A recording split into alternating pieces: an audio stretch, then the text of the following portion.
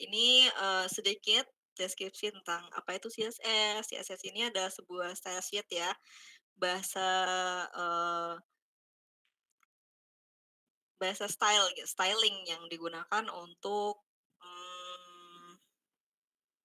untuk menjelas untuk memperindah halaman web kita. CSS sendiri dikembangkan oleh grup dalam, World Wide Web Consortium, eee, dan dia itu dikembangkan oleh sebuah tim yang dibentuk oleh W3C itu sendiri, CSS Working Group. Jadi dalam misinya, melahirkan CSS ini udah di-plan ternyata, itu sih insight-nya. Oke, ini adalah contoh CSS rule set ya, eee, an next ke anatomi CSS rule set itu sendiri. Jadi, ada 4 istilah ya. Jadi ada selektor, itu adalah sebuah elemen yang akan diberi styling. Bisa dikatakan itu tuh query nih, query untuk menargetkan styling pada elemen yang dituju. Nah, kedua ada declaration block. Declaration block ini adalah kumpulan styling yang, berupa pasangan property dan juga value. Kemudian ada declaration, declaration ini adalah, sebuah properti dan juga value itu. Property value udah jelas ya, properti ini adalah karakteristik atau, eee, apa ya, behavior atau dan value ini adalah nilai dari karakteristik itu sendiri. Oke, udah sampai sini aja ya? Oke, jadi CSS segitu doang? Oke, ada yang ditanyakan mungkin dari CSS? Oke, Billy silahkan. Baik Kak, terima kasih. Saya ingin bertanya Kak, jadi kan waktu itu saya lagi ngerjain tugas dasar pemrograman web juga kan Kak. Terus saya juga buat kayak website itu responsif dengan menggunakan media screen. Terus pada saat saya mengumpulkan tugas saya, ada saran untuk menggunakan mobile first. Nah itu apa bedanya Kak, media screen sama mobile first itu Kak? Media screen Oke, kan sama aja mhm, padahal kan Kak, untuk membuat jadi iya iya. responsif. Tapi disetujuin nggak submission-nya? Disetujui, Kak. Disetujuin, tapi ada tambahan saran tersebut ya? Iya betul, Kak. Oke, berarti Billy biasanya itu desktop first ya? Di layar yang besar dulu ya? Untuk membuat mendevelop suatu halaman web? Iya betul, Kak. Oh ya, jadi mobile versi sendiri sendiri itu adalah sebuah approach, metode gitu, metode pembuatan, suatu halaman web, yang mana dia itu pertama itu menggunakan layar yang lebih kecil, yang tujuannya itu untuk di, mobile misalnya. Nah, eee, caranya itu media query. Jadi sebenarnya Billy sudah menerapkan media query itu sudah betul, tapi mungkin si reviewer-nya ini mengasihkan saran kalau ingin misal lebih responsif, lebih bagus untuk ditampilkan di layar yang lebih kecil lagi, itu menggunakan mobile first. Jadi, nanti kita akan memulai dari, layar yang lebih kecil, nge-stylingnya, kemudian media query-nya itu kita akan gunakan ketika di layar yang desktop besar, kayak gitu. Jadi nggak ada yang salah kok Billy, gitu. Cuma itu adalah saran aja mungkin. Tapi kalau menurut Billy, Billy prefer yang mana nih? Eee, Menurut saya, Kak, saya kurang tahu sih, Kak. Soalnya kan yang namanya untuk mengunjungi website kan nggak hanya mobile aja, Kak. Jadi saya untuk membuat semuanya jadi responsif, ya pakai media query aja, Kak, gitu. Oke, jadi, keduanya, nggak apa-apa gitu ya buat pilih? Iya, Kak, nggak apa-apa. Oke. Oke, jadi mungkin, kalau Billy penasaran nih ya, coba terapin mobile first di, submission selanjutnya gitu. Baik, Kak, Oke, terima kasih pertanyaannya Billy. baik, Kak. Oke, ada pertanyaan lagi nih. Oke, terima kasih Zaidan sudah membantu menjawab ya tentang, apa itu screen reader. Ada Naufal. Bagaimana cara layouting yang baik dan benar terutama dengan menggunakan Flexbox? Oke, sebenarnya ini nanti kita akan bahas di, slide selanjutnya ya. Wait, ada Geisha. Oke, kalau desktop terlebih dahulu apakah relatif sulit untuk ke depannya? Nah, ini, kalau aku boleh jawab, itu tergantung. Jadi kalau misal tujuan target pasar kalian itu adalah user yang menggunakan desktop, ya lebih baik desktop first gitu ya. Beda lain halnya kalau tujuannya itu adalah target yang user itu menggunakan mobile. Nah, lebih baik kita menggunakan mobile first. Jadinya kayak goal-nya itu, kita bisa rilis secara cepat ketika, user kita ini targetnya itu sudah sesuai gitu. Jadi ketika nanti ingin nge-adjust gitu ya, kita ingin rilis itu juga di desktop misal, itu bisa kita planning lagi nih. Jadi nggak di waktu tersebut, jadi bisa, sedikit nggak sedikit deadliner gitulah. Gitu Gesya. Menjawab nggak kira-kira? Baik Kak, sudah menjawab. Terima kasih Kak. Oke oke, jadi mungkin untuk CSS nggak ada pertanyaan lagi nih? Oke, Billy lagi? Iya Kak, saya izin menanyakan lagi Kak. Jadi kan waktu ada proyek tentang untuk membuat kan website kan Kak, itu ada ketentuan untuk menyusun layout itu menggunakan teknik Flexbox, bukan Float. Nah, itu kenapa kita nggak boleh buat Float Kak? Gitu aja sih tadi. Oke, terima kasih pertanyaannya Billy. Oke, jadi, float itu adalah sebuah cara juga untuk membuat layout ya, tapi Flex ini adalah cara lebih advance daripada float. Kalau float kan kita hanya bisa, mengatur sebuah item itu kan, dia mau kan rata kiri atau kanan gitu.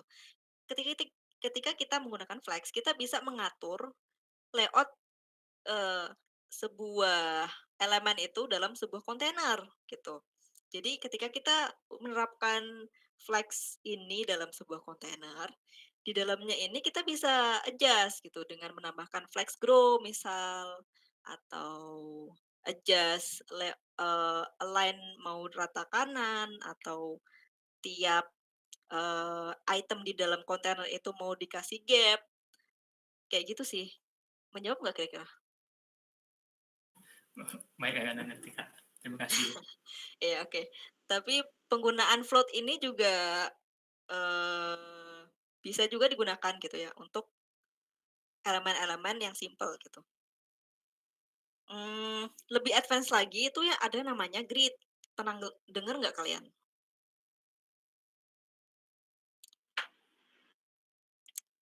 Belum pernah ya? Pertama kali? Gimana? Pernah. Belum, Kak? Pernah, Kak? Pernah Kak. Oke. Oke oke. Ya, jadi kalau grid sendiri itu lebih advance gitu. Kalau Flex itu kan di kontainer kita menerapkan Flex itu di kontainer ya. Kita hanya bisa, eee, mengatur items di kontainer Flex itu terbatas gitu. Misal kalau misal, kita mau, ada kolom terus row gitu ya, kita harus, men-define lagi nih kontainer, jadi kontainer dalam kontainer. Kalau grid, kita bisa membuat grid kontainer sendiri, di dalamnya kita bisa atur nih, dia mau kolom, dia mau row, seperti itu. Ya bisa bisa pakai gap juga, atau alternatifnya bisa pakai padding, gitu. Mmm, oke. Kalian pernah menggunakan, eee, ini enggak, Bootstrap Bootstrap package CSS-nya nggak? Pernah Pernah? Kak. Oke, pernah. Seberapa banyak yang pernah ya? Kayaknya nggak terlalu banyak ya? Oke oke, tapi banyak juga sih ini. Oke, kalian pasti kenal kelas yang namanya row kan? Row, terus ada call, call 6, call ini, lili. Nah, eee, Bootstrap membuat kelas itu dengan menggunakan grid, kalau kalian telusuri lebih lanjut. Nah, Tailwind juga sama. Tailwind kan juga ada ya yang, row-nya kalau nggak salah ya. Nah, gitu. Nah, bisa kalian explore nih. Tapi mungkin untuk di proyek, akhir ini kan dilarang ya menggunakan package dari luar untuk CSS-nya, gitu. Jadi mungkin bisa, eee, belajar dulu untuk manually ngebikin CSS, gitu. Oke, sudah ya, nanti kalau ada pertanyaan lebih lanjut bisa ditanyakan di sesi sharing. Next, kita akan belajar tentang peran penting responsive layout. Nah, menurut kalian nih, responsif menurut kalian seperti apa? Oke, Muhammad Syarif, silahkan. Bisa menyesuaikan layar layar perangkat. Bisa menyesuaikan layar perangkat. Itu aja? Ada yang lain? Oke, Akbar, silahkan. Jadi web responsive menurut saya ini adalah konten di sebuah website yang dapat beradaptasi di berbagai device,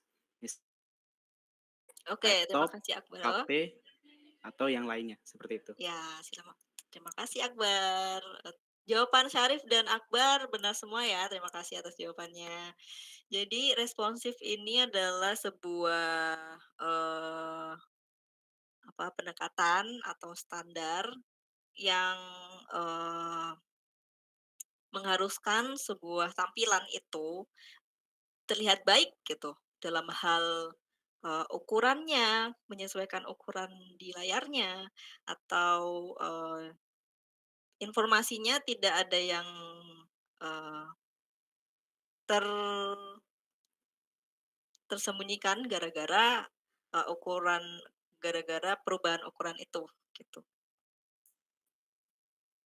Nah, ada yang namanya micro layout gitu.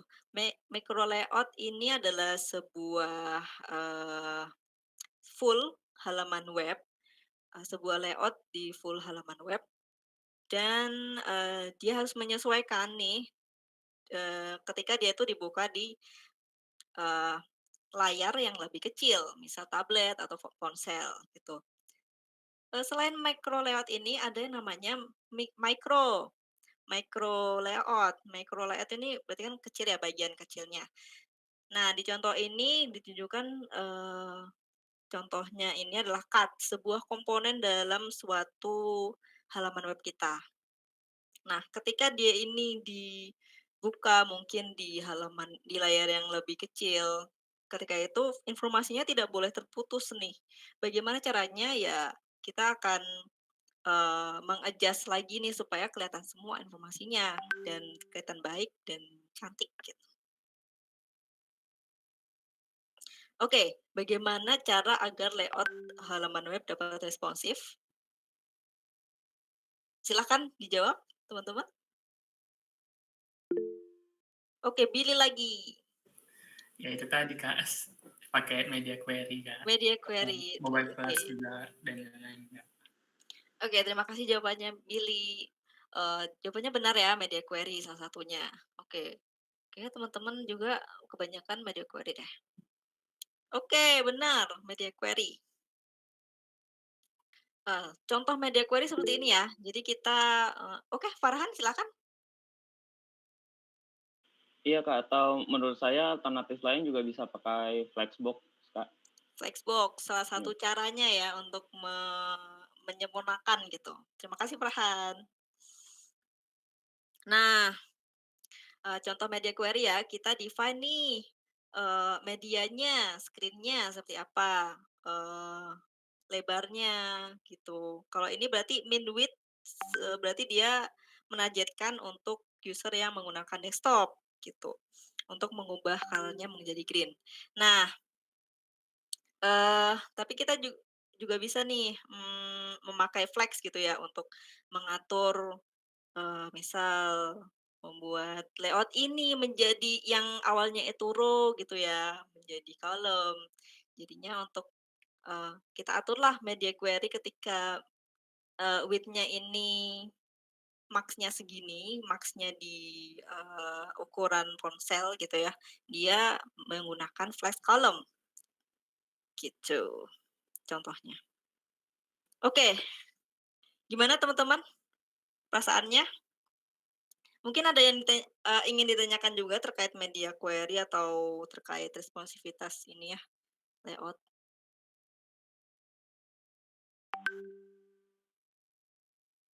Oke, ada pertanyaan nih kayaknya. Oke, Billy. Bentar dulu ya Billy, kayaknya ada pertanyaan yang lebih dulu dari, kolom chat. Nah, adalah hah? Oke, sorry sorry sorry. Tadi itu ini. Oke, Jessia tadi oh bukan, Noval ya. Bagaimana cara layouting yang baik dan benar terutama dengan menggunakan Flexbox? Oke.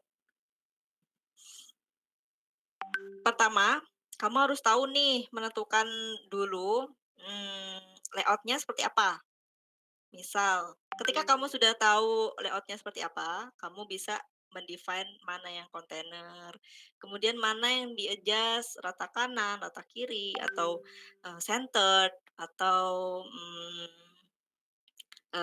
apa, atau yang mau di-adjust gap-nya gitu ya, biar kelihatan jelas, perbedaan dari setiap elemen, gitu. Nanti kita akan demo ya untuk, gimana sih cara menentukan layouting menggunakan Flexbox gitu, Naval.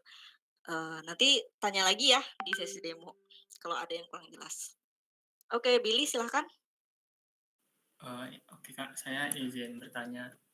Itu kan kita kan kalau misalkan udah buat media query, itu kita bisa nambahin lagi Kak mobile first-nya atau langsung aja dibuat satu media query gitu Kak biar lebih bagus atau satu-satu gitu Kak, satu media query, satu mobile first atau gimana Kak? Oke, jadi biar nggak terlalu banyak duplication gitu ya, biasanya itu kita tentukan targetnya tadi kan, mobile first, oke. Berarti semua styling ini harus mendukung mobile. Nah, ketika kita juga ingin menargetkan desktop, tapi itu jadi second priority kan, itu baru kita menggunakan media query. Jadi cukup ada satu media query untuk satu layar. Begitu juga dengan tablet, gitu. Jadi nggak perlu mendefine ketiga-tiganya. Baik Kak, terima kasih. Sama-sama. Ada lagi yang ingin bertanya? Oke, seperti apa standar penggunaan aturan lebar width dalam media query? Nah, oke. Aku ingat beberapa, tapi kayaknya kurang lengkap kalau nggak, ngelihat, dokumennya langsung.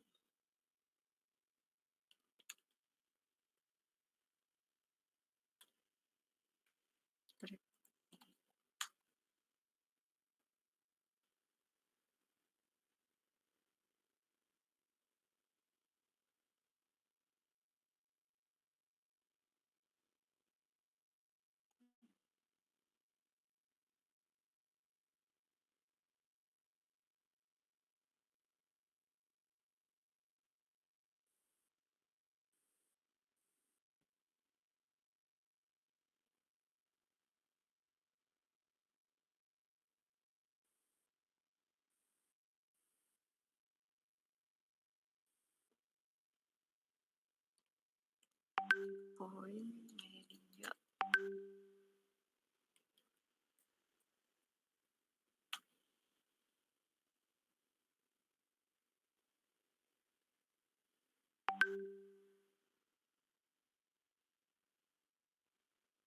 Oke, teman-teman udah lihat ini, screen yang ini?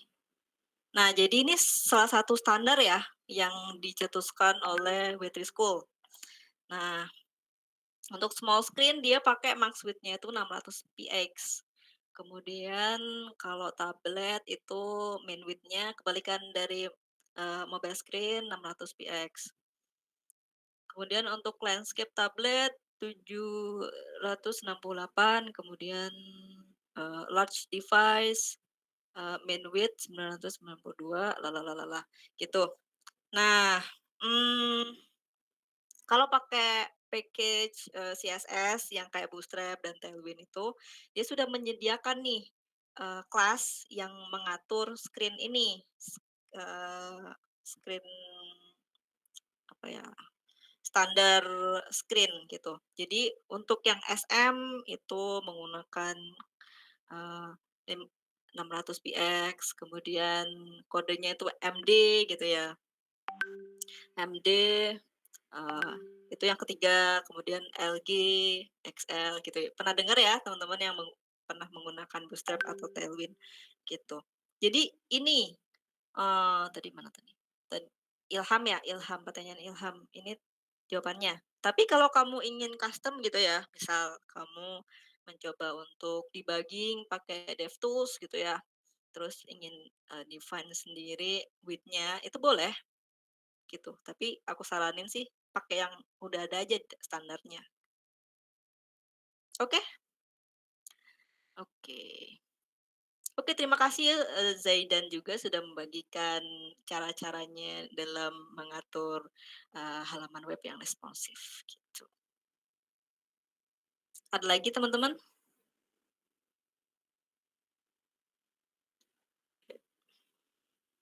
Oke, kalau nggak ada mungkin kita bisa break dulu ya 5 menit.